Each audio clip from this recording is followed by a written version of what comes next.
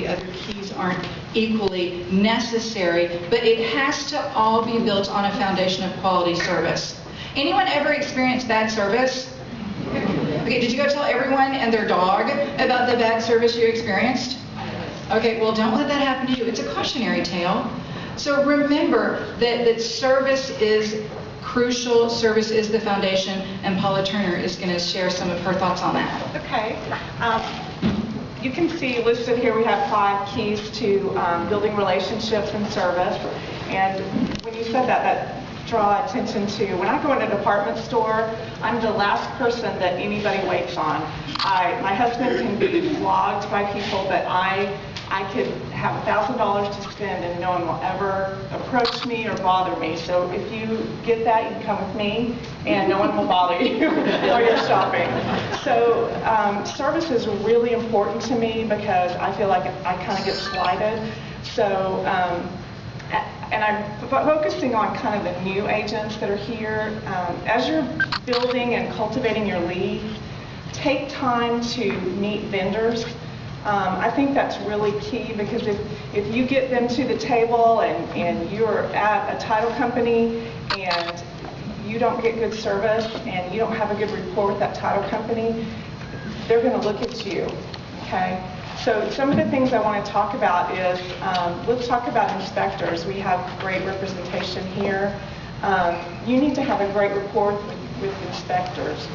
I would say have 4 or 5 in your list that you would be willing to give to your clients that they will trust. They're looking to you. This is the biggest investment most likely they'll make, and so that's really important. Your inspector not only needs to be able to do a great job at what he does, he needs to be able to communicate with your clients. When a problem arises, he doesn't need to go to the hilt of how bad this is. He needs to give you information that will help your buyer make a decision. He also needs to let them know of things that they can fix themselves. So, and along that same lines, you need to have quality roofers, in Texas, foundation repair people that you can confidently pass on to your client. Another area is the lender, and you spoke about that just a few minutes ago and how vital that is. When they call you up as a new agent and they want to take you to lunch, go, spend that time. When I first started and I was invited to lunch, I thought, oh, this is so cool. And I realized that I was missing a moment there the first couple of times because I needed to build relationship with that vendor. I needed them to understand what my expectations were, what my client's expectations were, and how we would do business together. And you can quickly weed through the ones that won't work for you and focus on the ones that will. Another thing I've touched on is title companies. We have a great representation here in this community, and I think they all do a great job. But find some that work well with you again, and we all know that we don't always get to choose the title company that we prefer to work with.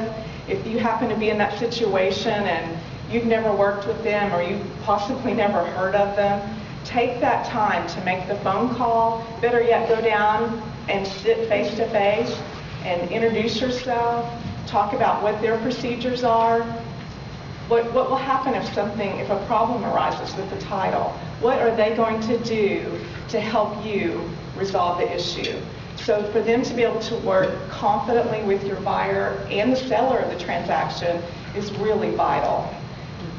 So take the time to carve out, to get to know vendors in your community, and as you're out and about, you may see an interesting service, that's on the side of a car. Stop and visit with those people. That's their lifeline too, is referrals. And I guarantee you'll have a client that has an interest in that at some point in the transaction. So building relationships and just taking that time to as well get to know your vendors. Awesome. Thank you.